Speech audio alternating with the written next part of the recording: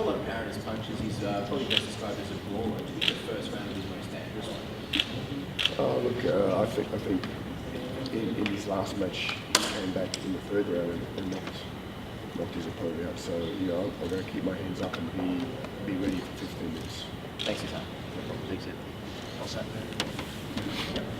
A little scouting report there. Yeah. Well, I know obviously what a sports guy you are. You follow sports stories, not just fighting. Is this the classic? They're bringing in the guy to the other guy's country, like you're just the opponent to get beat. That's what they're trying to do, obviously.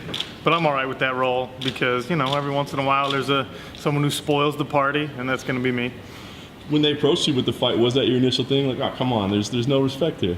No, it was actually, I get a trip to Australia and I get to fight a guy that I've been watching fight for a long time. I was like, heck yeah, give me that fight. I actually like the matchup stylistically. Obviously, it's sort of the brawler striker. That's me, right? Versus a guy who's a very accomplished grappler. And people seem to forget that, I've been training for my entire career with Jeremy Horn. So I actually hope I get to show a little bit of my ground in this. It's just a lot more fun for me and a lot more fun for the fans if it ends up being a striking battle. And at some point, every round starts that way on the feet. So I'm prepared for every aspect of this fight, but I like watching Parash fight, and I'm excited to be the guy that they brought in. What's it like to walk up on the stage and hear him, saying all that stuff? It is what it is. Anthony's obviously a veteran in the sport, and there's no real secrets anymore in the game with all the film that's out there on guys. So I'm sure that he's got a game plan, and he is a very well-rounded fighter. We talk about him being a grappler and a pure grappler. Well, he's not. He's knocked out a bunch of guys, and he finishes fights. That's one of the most interesting things about him, is that he does not win by decision. So it's another reason this should be a fun fight.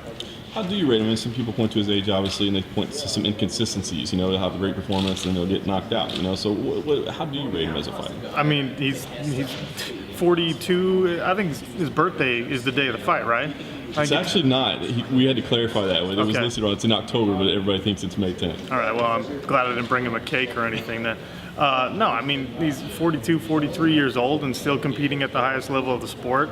For anyone to disrespect him for that or to underestimate him for that is counterintuitive to me, because he has every excuse to be out, to be done, to be a guy who's talking about it to the people at his gym, but he's still competing and still doing so at a very high level. And I think he's like 6-2 in this most recent run in the UFC, which in the light heavyweight division is not an easy thing. So yeah, I'm nothing but respect for what he's accomplished so far. That being said, you leave all that at the door and you go in and you fight like you would anybody else.